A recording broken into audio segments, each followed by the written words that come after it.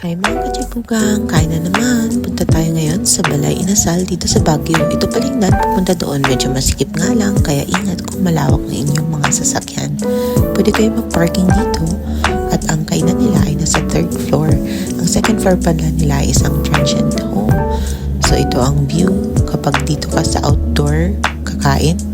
Or pwede naman dito sa indoor para mas warm. So marami silang lamesa, pwede pang big groups at nagsaserve din sila ng alak. Tanong nyo na lang, meron din silang cocktail. Ang in-order pala namin ay ang KBL soup, ang paa at ang pecho pack at tinry din namin ang OSR or original spare ribs.